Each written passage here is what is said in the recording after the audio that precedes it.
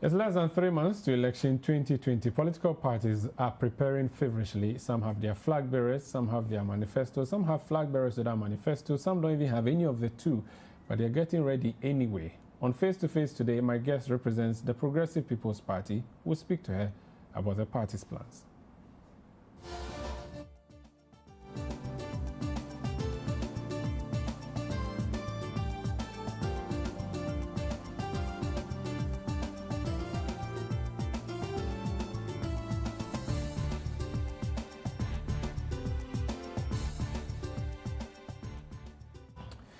My name is Umaru Sanda Amadu, and on Face to Face today, my guest is the flag bearer of the Progressive People's Party, Brigitte Dzogbenuku. You're welcome to Face to Face. Thank you very much. Finally, I get to sit opposite you and do this. I'm sure it's fun. It will be, well, I listen in every evening, so I have an idea of what I'm here for. So you are happy or sad? Well, excited? I'm looking forward to it. I'm looking forward to it. I think it will look It's good to see you. I think it's good to see you too. You're looking fresher now that you have a flag titled to your name. Really? Yeah. Might that be why? Yeah, it's just like an increase in your life. Well, as we said before we came on, some people, thank you very much, by the way, some people votes based on looks, so it might help. You may get 1% of your votes as a result of your looks, maybe. Possibly. Yeah, because I hear that Guzitano, they say Guzitano in 2000 won some votes because people thought he was handsome and all of those things. So really? Well, we pray that if according to you I'm looking good, then we'll get a few of those too. You sell red cooking oil called Zumi. I sell Zumi called V flavor. Called what? V flavor. V, so from V. V. Which part of V? Most of the women are in Bodome, but a lot of them bring it from the other V towns. Okay. Yes. Okay. It's a tradition that they've had passed on for several years from their mothers, as it were. So it's very unique in flavor and taste, and even in consistency and color, because they insist on using the abepa, as we call it, and it's the thinner palm that has less pulp but generates a lot of flavor for the oil. Okay. So that is and what it has the andan, the zomi, the beku. Most people call it the jomi, but the jomi is the oil. Jomi literally means fired oil. Yes. So it is oil that has been that has a smoky flavor. Okay. And it's the manner in which it's processed that gives it that smoky flavor. So do you prepare it yourself, or you just import? Okay, you just buy it and retail. What do you do? I am the main buyer from them when they produce. So you do the thing wholesale is, buying. they used to produce and sell in the markets on Friday markets days. But which market? Either in the Kolong market or in the Logba market. Mm-hmm. Those are the two big markets on either side of those towns. But what happened, and some people take it to Hohoi as well. What happened was that my mother is very fussy with taste. There's certain things she just won't eat, so she didn't like buying oil from the city, from Accra or anywhere else, because it was basically red oil that didn't have a flavor or was sticky or stuck to the roof of or to your tongue. Yeah. So she would bring it from outside, and then my mates actually started to buy from me, my Wesley Girls High School 86 mates. We were traveling to Kumasi once. We stopped by the side of the road to buy from those markets women there, and they chose to buy palm oil, and I wasn't buying any. So one of them asked, how come you don't want to buy it? And I said, no, I bring palm oil from my hometown. And they seemed interested. So I brought it to a couple of them and started supplying them. And then one evening in a friend's office, someone called and said they wanted palm oil. And the friend said, well, this is the second time you've been here that I've heard someone call you to ask for palm oil. Don't you want to start doing this? And I thought, well, seemed like a good idea. No, I lie. Mm-hmm. It didn't seem like a good idea because a difficult idea. I just took a look and thought, well, do I look like someone who should be selling palm oil? But then he went on and said, look, if you packaged it nicely, and so that is what we've done. And given the name of the districts or the traditional area where those products comes from to the product, and it's growing slowly. It's a small business. When did you start this? Well, 2015-ish, but so that like was very small scale. Okay. It is only now that we have actually been able to come on a few corner shop shelves. Okay.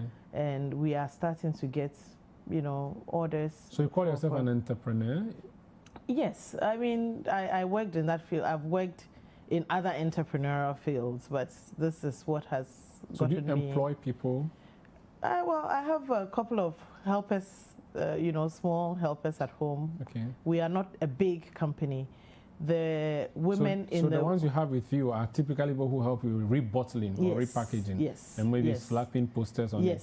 But not the cooking and the preparation no, of the no, oil no, no, itself. no. These women are small enterprise women in their villages who are doing what they used to do, probably with a lot more demand now because it is growing. Okay. Yes. So do you put your hand inside it yourself and do the thing? Or no, I eat it. You eat it? Yes. I mean, in the preparation process, do you take part? I have once or twice, but I have observed. I've gone with them to the farms where they get the palm fruits from, and sometimes you wear Wellington boots? The market. No, I just wear my sneakers. Just like sneakers, Accra girl. Well, they don't have Wellington boots. They go in their slippers. That's interesting. It's a small village. What other businesses do you do? Well, I have a non-profit. I work with young women in mentoring them. So it's called Mentoring Women Ghana. We have programs, intermittently. And the program, our flagship program is called the Mentoring Walk Ghana. And we hold it every year around International Women's Day. We bring together a group of about 40 young girls. We pair them, we find mentors for them. And the mentors are often women in industry, women in politics, women in leadership in various industries. And they get to form a mentoring relationship with them and help them grow so that they also can aspire into leadership positions either in their communities or in their institutions. And it's a confidence booster for them. But is that enough to make you money though? No, it doesn't make me a lot of money. I'm not a rich person, but I get by. Are you a family person? Well, I have a son, yes, but I thrive on family because I have brothers. I have 3 brothers and a sister. My mom is still here. My father unfortunately passed away in 2011. But yes, I thrive on family, and I love them very much. They're very supportive. So how did the Jomi seller enter politics? What attracted you to politics? Well, I started talking politics a long time on social media. Or let me backtrack a bit. In 2008, I went on a mentoring program in the U.S., funded by the U.S. State Department, the embassy, and also funded by Fortune. And the program was run by an NGO called Vital Voices, which invests in women around the world to help them into leadership on all fronts, not just political. So I went for that program in 2008. As IVLP? It's not IVLP. It's IVLP. called the Fortune Global Women's Mentoring Partnership. Okay. Yes. It doesn't take as many people now as it used to then, but it took about 40 of us from all over the world. And in fact, that is what my mentoring walk is modeled against. So I went on that program ostensibly to be made aware of the impact of mentoring and also feel mentoring in my life. I was mentored by then I used to work at Aviation Social Center, and I was mentored by the president of the WNBA. The WNBA, the Women's National Basketball Association. I'm a sportswoman. Okay. I've always been. So you play basketball? Well, I used to play basketball. I'm a bit old now. Okay. But I play tennis. I still play tennis. Okay. So I was mentored by her And frankly, on that program, I wondered why basketball, because at the time for Aviation Social Center, basketball was just a small part of the business. But it taught me what role sports could play for women in leadership, or to help women build their confidence, indeed earn money, because the basketball players do earn money, and also how it could grow them. And that is the mentoring part that I brought back. But I have gone back over and over again to participated in many Vital Voices programs. And from there, I could tell that I was being taught to go into leadership. And I was learning to go, I was being, you know. You were rediscovering yourself. Yes, into being more vocal, into being heard, thinking about social justice and, you know, human capital and its development and things like that. So since 2008, this has been gradual. You realize that your psyche, you're starting to think about these things and starting to wonder why certain things should be a certain way. In 2014, I was in my house, July 2014. As usual, when I got back, I started to comment on things on social media. But in 2014, Occupy Ghana started, and it was Occupy Flagstaff House, one demonstration. Yeah. I heard about it. I was interested in going. A group of people started it. I just had the interest in going. So I went in July, on the 1st of July 2014. And the reason I went was because I was in my house on that morning. I didn't have water. I didn't have electricity. I think we had the previous week struggled to get fuel in our cars or something like that. Some $3.5 million had been flown physically to football players. Not to say they didn't deserve it, but the whole manner of it I had a problem with. And therefore, I was, you know, stressed. I was unhappy. So when I heard of this Occupy Ghana, Occupy Flagstaff House demonstration, as it were, I thought, well, I would go. I called a friend and said, I'm going to Occupy Flagstaff House. And they said, he advised me that if it was at Flagstaff House, not to go, because those were security grounds and anything could happen. So I sat and then I listened to you guys, actually. I think it was City I was listening to. And then I heard that the demonstration had been moved to Ifwa Sutherland Park. So I thought, well, those aren't security grounds. I want to go and be part of the number of these people people demonstrating. Now, when I got there, I think at the time was Multimedia, Joy FM, who was there. So as soon as I got there, possibly because of how I'd been vocal on social media for so long, someone saw me and said, Brigitte is here. And then they shoved a mic into my face and said, why are you here?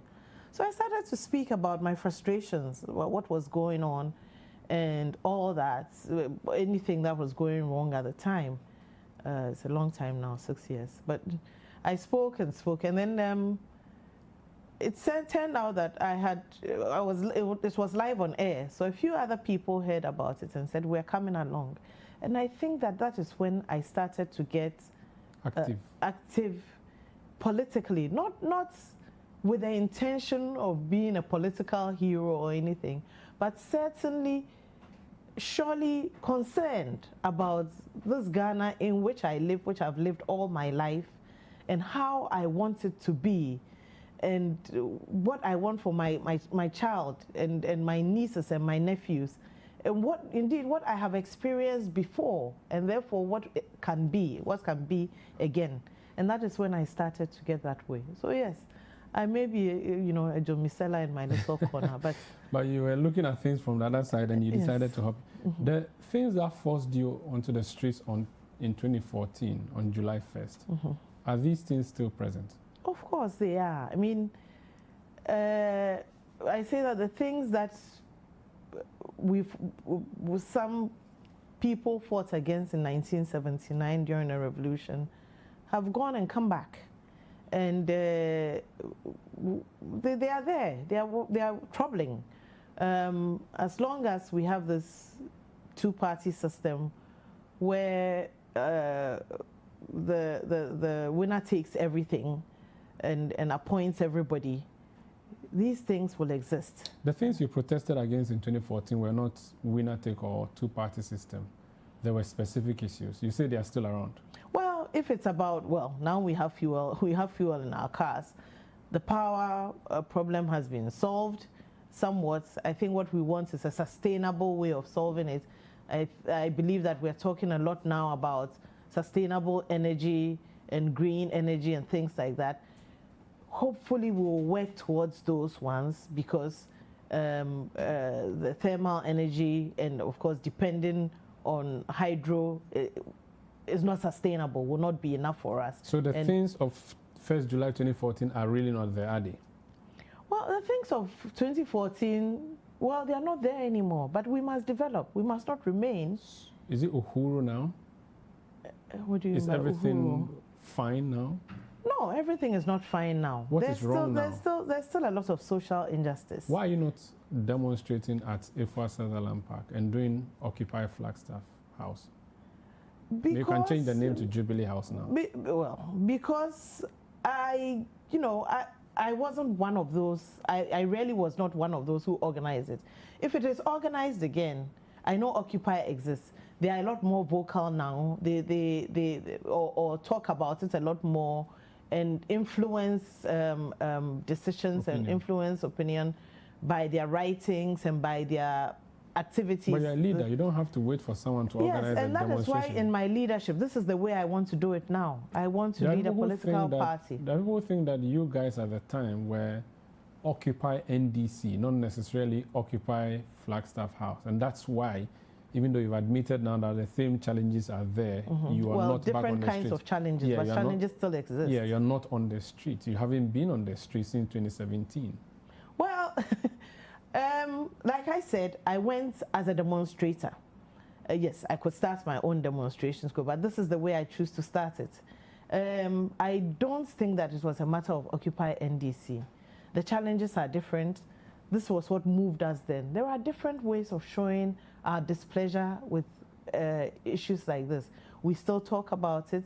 There are people who are still influencing opinion, as you say, indeed acting on it. I know that there have been cases where Occupy has influenced or has written to the judiciary or to the Chief Justice for certain things to be influenced. It's certain we'll not see you on the streets occupying anymore, because you are adopting a different approach now. I can't say that for sure. Who knows what will move me? I mean, what can move you? What can move you onto the streets between today and December?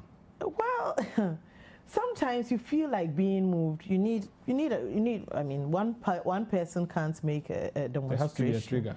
There's something that's got to trigger it. I mean, today, for example, we had a very disconcerting story about somebody who's been killed, a law lecturer, a very popular person, very good resource to many, many young people. And what I hear people say is, oh, we're not going to hear anything about this. They're not going to find, which is a very sad state in which we find ourselves. Okay. And I would wish that I don't know him, but I would wish that if somebody got up and said, let us now get up and demonstrate against crimes, unsolved crimes, or crimes that... You may join. I may join. This is Face to Face on City TV. My guest is Brigitte Dzogbenuku. She's flag bearer of the Progressive People's Party. We are having a conversation generally about the state of affairs of Ghana. We'll ask her specifically what the PPP is going to bring in its attempt to rescue the country. Stay with us.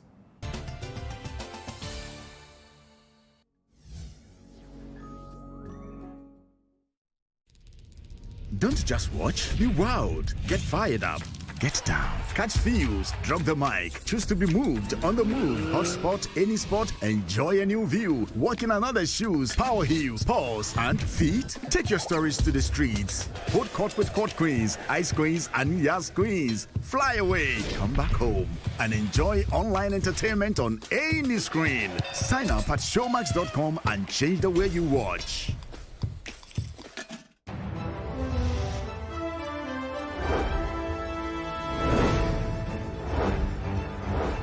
Election 2020, Ghana makes a choice.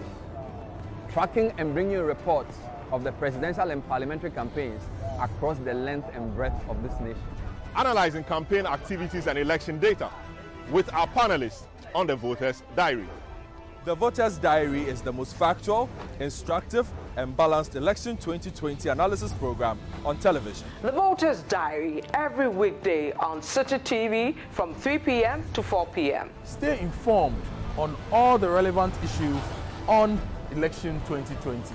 Tune into the Voters' Diary. It's Ghana's choice.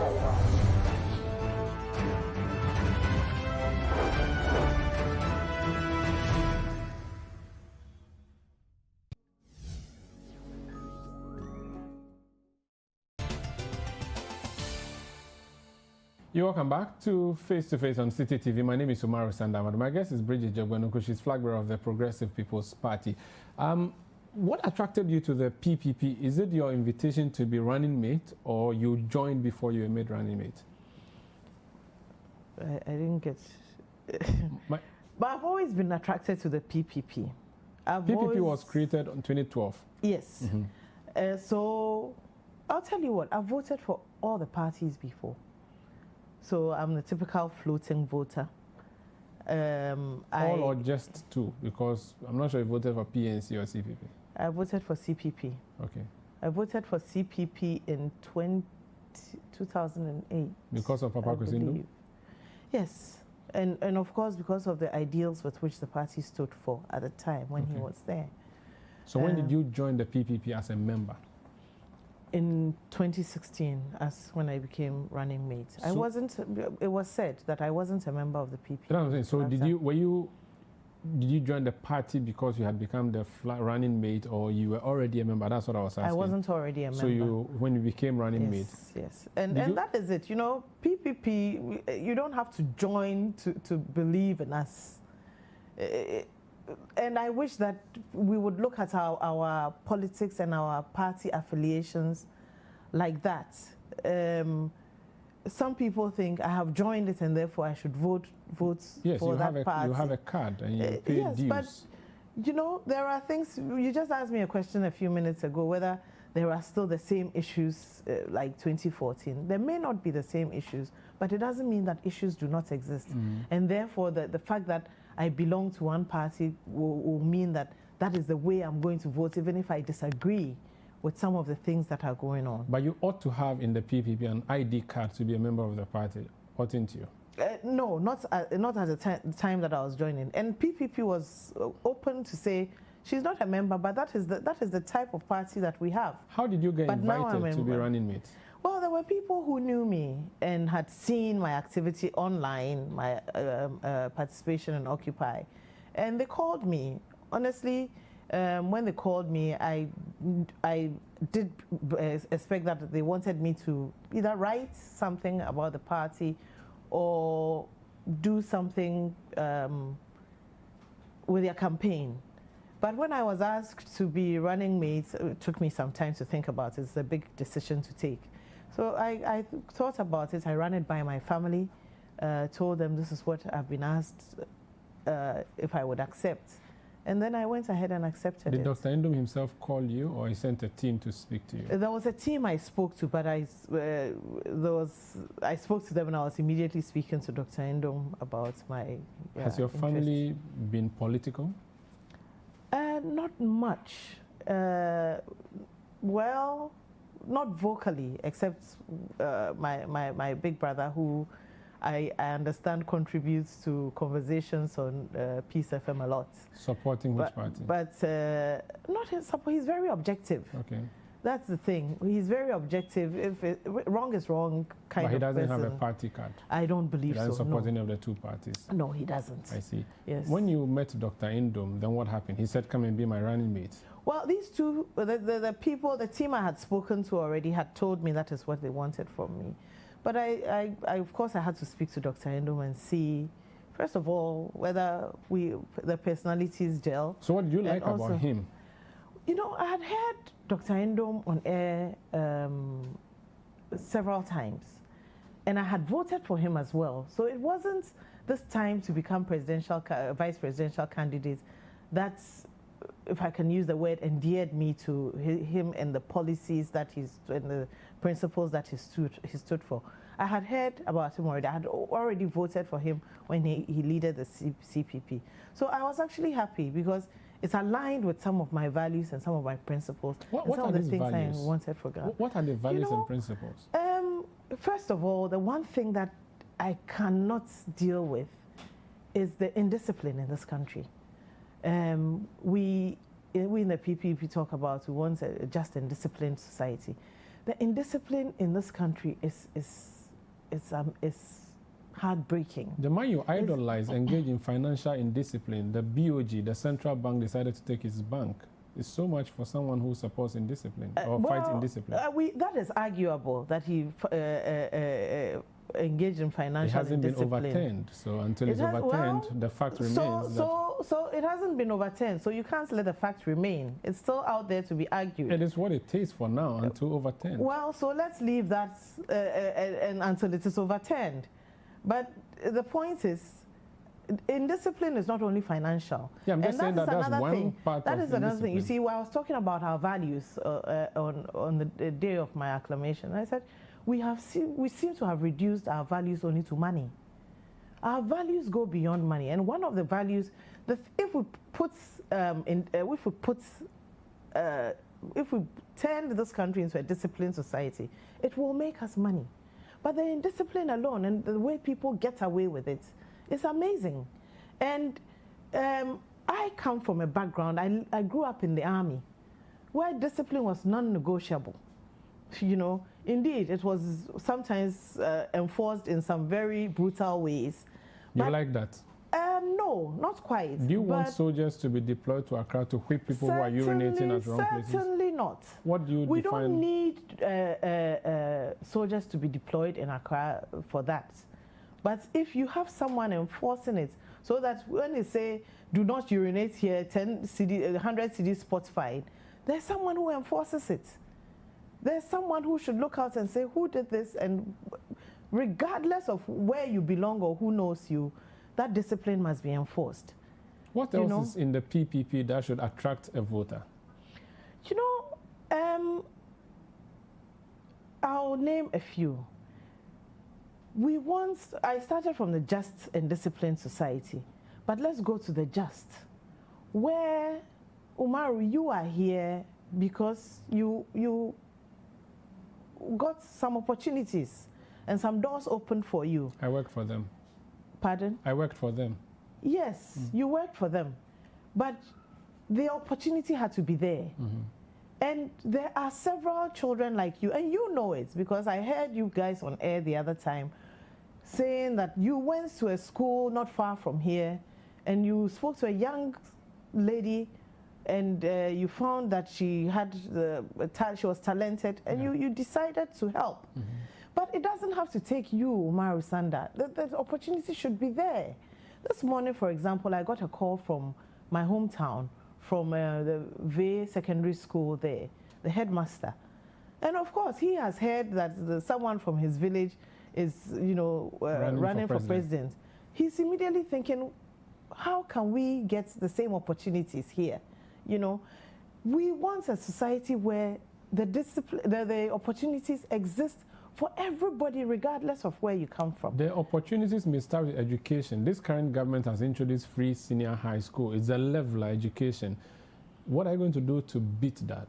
We will start from the free, compulsory, universal basic education. It's already in existence. It's not compulsory. It is. Who enforces it?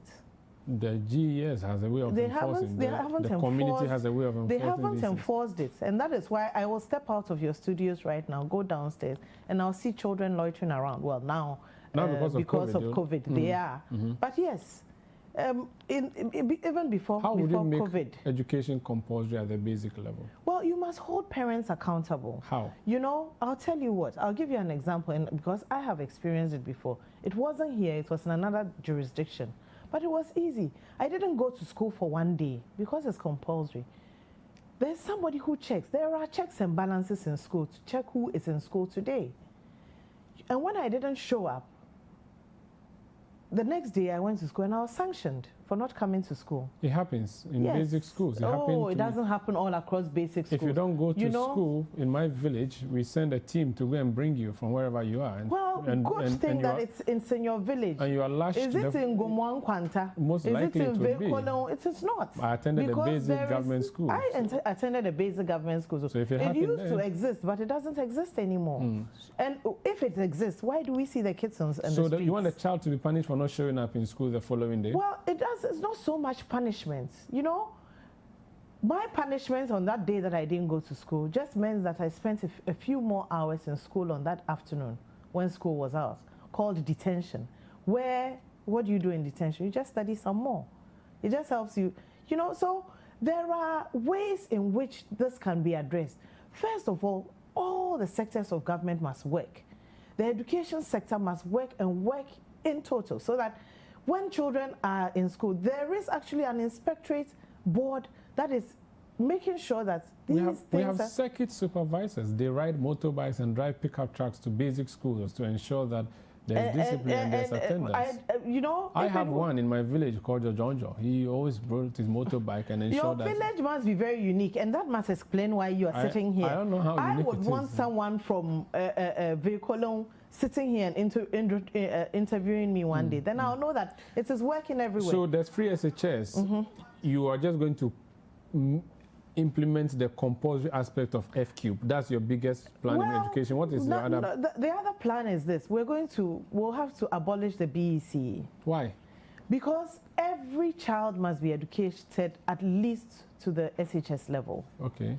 Because you see, for example, people say, oh, the Okada riders, for example, they don't even know the rules and regulations. Or if everybody is educated to the SHS level and at least can read and write, today we will have a different kind of society where people are more informed and are more empowered. Is that not what BC offers you? You read and write. You write 9 subjects at the basic Didn't you say, and sometimes I hear these things from the City FM, didn't you say on City, was it last week, that our children cannot even read by class 6? But that's why you have to test them at BEC to check. Otherwise, you are going to let them continue to SHS. Exams are not the only way to check people.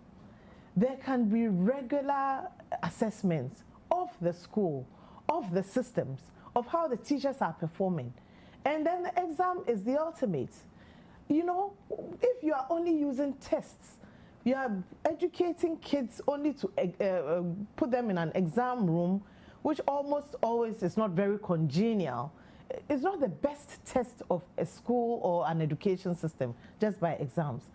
Your teachers and the work they do regularly, and indeed the standard in the schools must be tested. What's the PPP's agenda in health?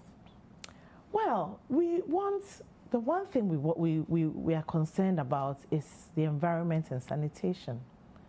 That we must pay attention to it.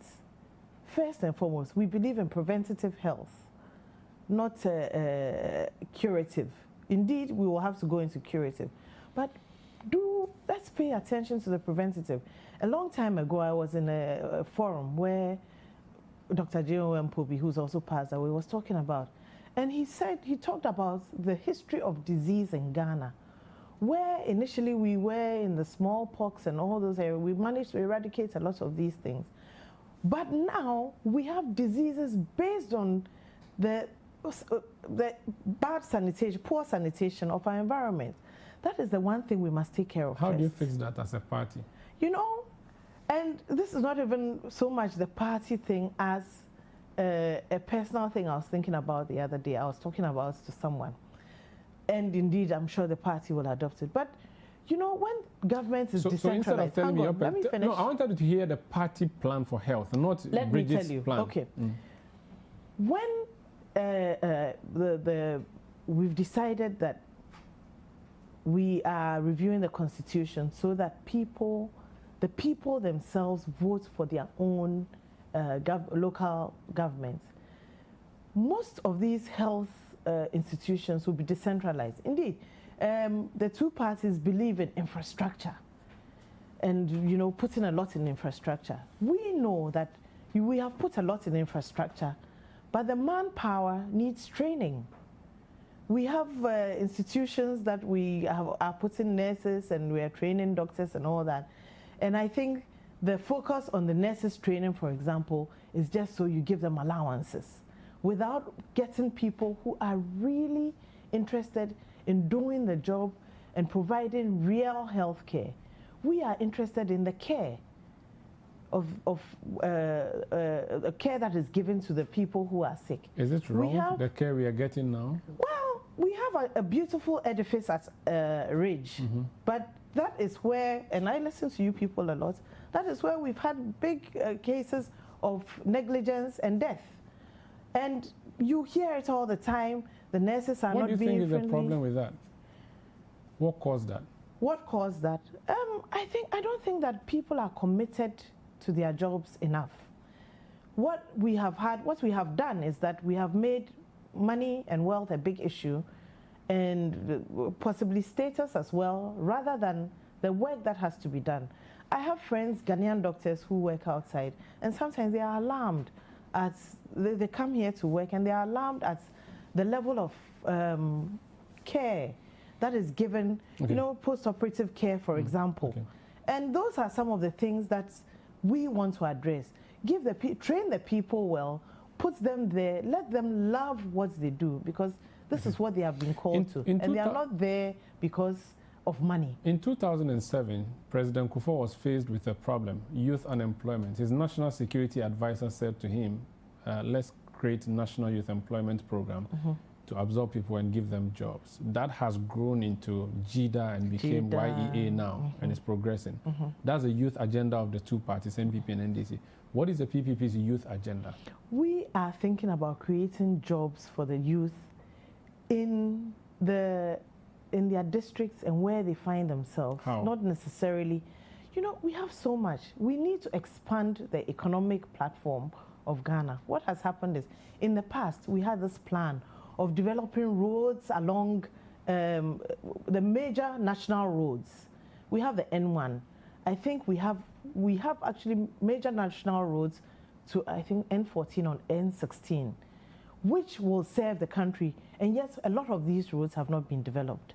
When you develop them and you have access to these places, you will have people have put in investments into some of these areas where industries can be developed, and these young people will be absorbed.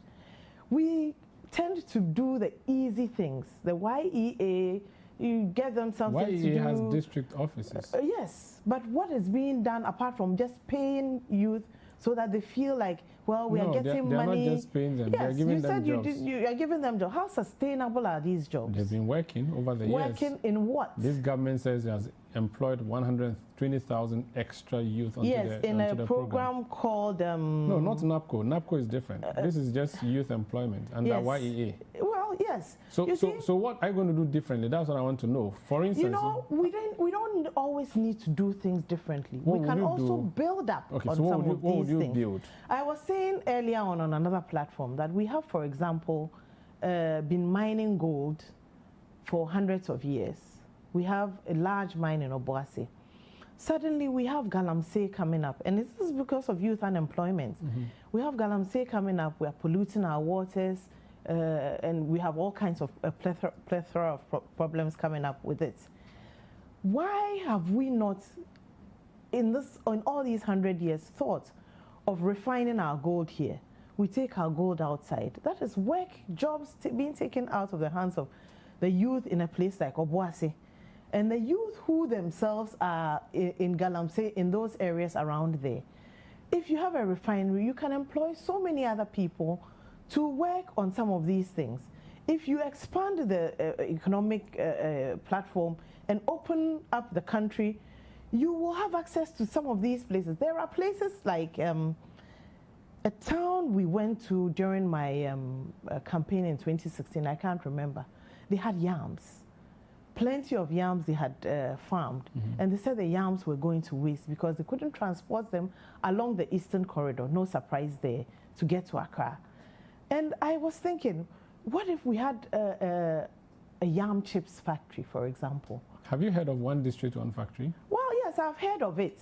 You know, is it a good idea? I'll tell you what, it is a good idea, yes. But is the implementation? Is free SHS a good idea? Free SHS is a good idea. I've talked about free education. Is one district, one warehouse a good idea? I'm sure it's a good idea, but okay. You see, so what in this government is not a good idea that the PPP will change if you are voted instead of Akufo-Addo? It is the implementation of these ideas that will change. What is wrong with the implementation of any of the projects? A lot of the implementation is for political expediency. How? To win us more votes. How is free SHS implementation political? Tell me. Well, let's say where is the quality? Where lies the quality in free SHS? Quality lies in the fact that they recruit separate batches of teachers to teach different streams of schools. Yes, and when the results will come out in when it came to the idea you said about testing testing the kids being the best mode of assessing them. What did we do with that? We went and bought them exam questions. The children were sorry, bought them which exam questions? Apparently they were supplied with exams questions so that they could pass questions. Pass questions, yes. That is a normal practice. Every secondary school has done. Nobody buys. Well, not in the secondary school I went to. I had a pamphlet full of pass questions. And government bought it for you. No, I bought it myself. Thank you very much. But education is free now, so government has to supply that to you. Government does not have to supply anything. Government supplies you textbooks. Government gives the free. Exam questions are not textbooks. You know, you could find exam questions in the textbooks. Yes, well, of course you can find exam questions in textbooks. So are you saying that if we provide free SHS and we say to parents, don't pay anything, we're going to pay, but when it gets to exams time, parents, please, you have to take care of the examinations. Is that what you're saying?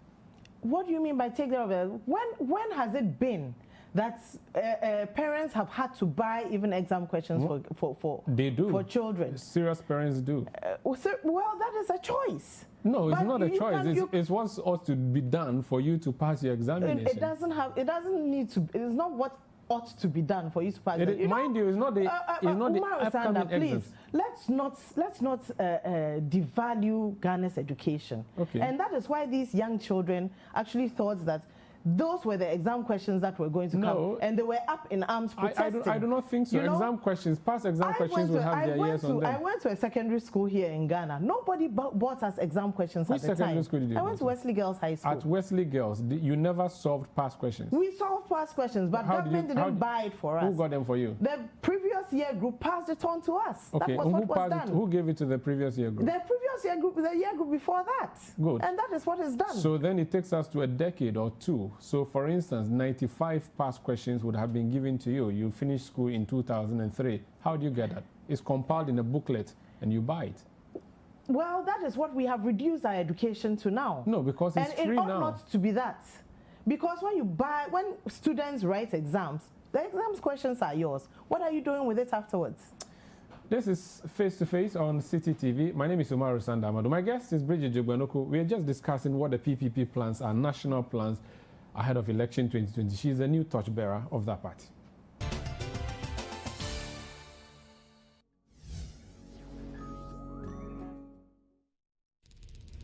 Don't just watch, be wowed. Get fired up.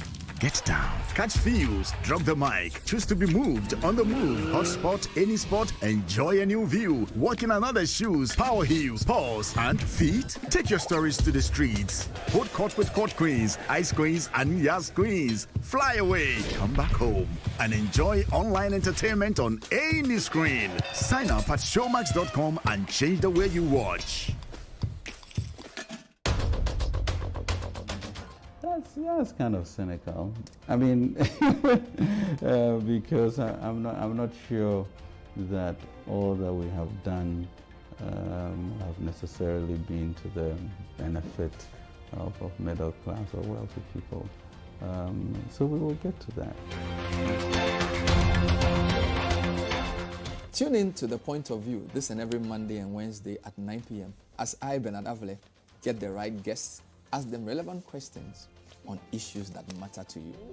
When MBB came, because they were not putting money in the sinking fund. They were not putting money in the sinking fund? Yes. That's why this curve is going up? The money was going to the sinking fund, but it was not being applied to debt. I think that there's a lot of apocryphal conspiracy theories around. And it's not different from 5G causes coronavirus, COVID-19 and things like that. So there's been this long-term held belief that somehow there are some people that have planned that they will bust hundreds of thousands of people to come and change Ghanaian electoral outcome. There is no evidence for it.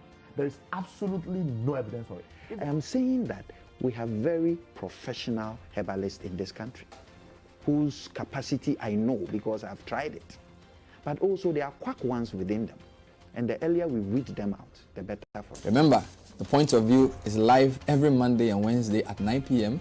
only on City TV. The Point of View is powered by Airtel Tigo. Have you heard that Airtel Tigo calls from 5 a.m. to 10 a.m. and Airtel Tigo money transfers are now free on new SIMs? Now you know. Airtel Tigo. Life is simple. And Lydia Contraceptive. With Lydia, you truly decide.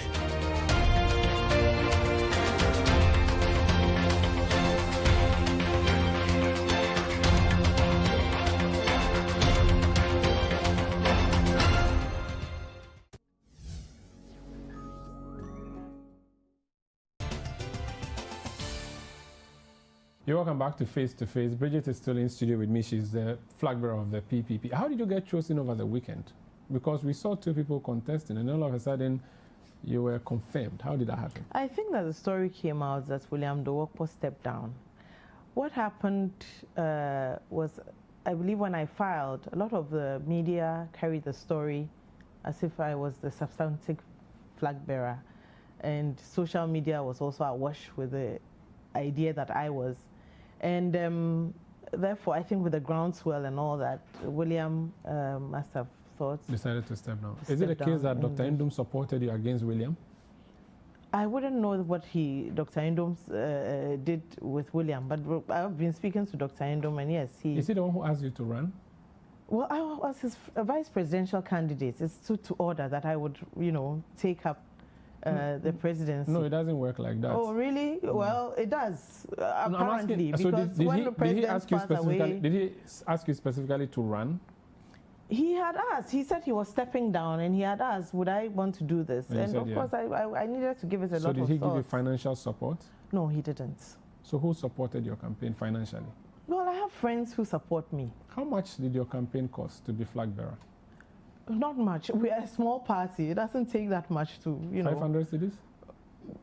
Probably a little more than that, but 5,000 cedis? Not up to that, too. 2,000 cedis? Maybe. You spent 2,000 cedis to be flag bearer? Yes. What did you use that 2,000 for? I spoke to, media stuff, mainly. You paid solely? I didn't pay solely, but when I say media, I spoke to people. I wasn't on air much, so it wasn't that I was paying media. So media as in traditional social media. Social media. Interacting with the people in my party and all that. Did you give money to delegates? No. You didn't give money? No. Did you print T-shirts?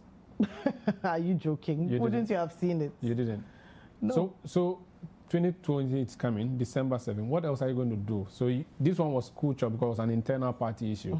But to be president of the land, you have to invest more than that. Yes, how much have you planned to spend? Well, we are raising money. That's the good thing. And maybe I should use your platform. But we will appreciate money from Ghanaians. Give us whatever, if it's your 1 cedi or your 5 cedis or your 10 cedis or your 100 cedis. We will take it. We will raise money from Ghanaians. Has the collapse of Dr. Ndum's bank affected the fortunes of the PPP?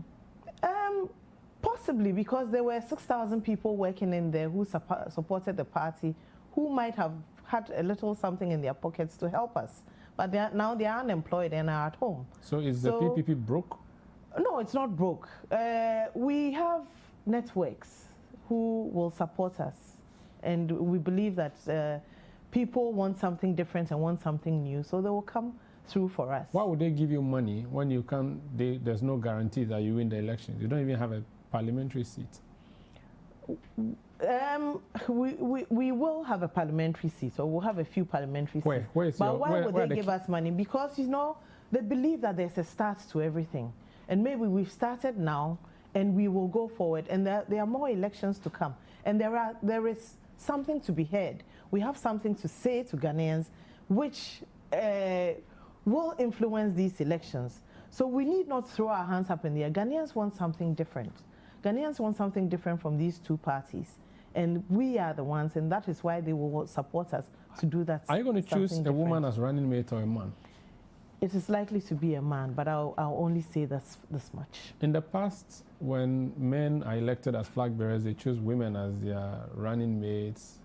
I mean, just for the political side of things. Is that the same thing you're doing, or you're doing this because you genuinely think that you should have a man as your partner? We are doing it because we actually believe in gender balance, you know, and we believe that it's men and women, of course, come together to create something and create something new. In 2016, we saw lots of flag bearers who could not register or who could not get onto the ballot because they had issues at the local level. How strong is the PPP at the local level? Quite strong. How many people do you have in the PPP? What's the population of the PPP membership? I can't tell you that off the top of my head. Do you have up to 100 people? As in executives or for the party in general? membership, the whole membership, people who are card-bearing members of of course, we do. Of course we do. How many? I mean, we have executives in every region, in all the regions. And I think in each region, we have up to 16 executives. And do you know all these people in the regions? I know some of them. I mean, really, I know some of them. Do you know the whole country that you want to govern? I've been through the whole country that I want to govern, all the way up to places where I can receive Togo's cell phone signals. Network. Do you know Chamba?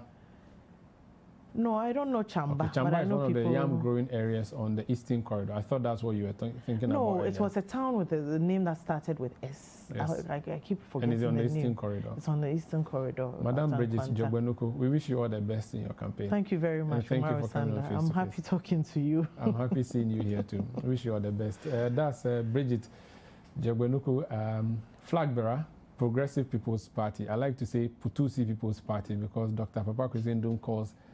He says that his party, why there Putusi? Why there Putusi? If you push it hard, it's like a cock, it never goes down.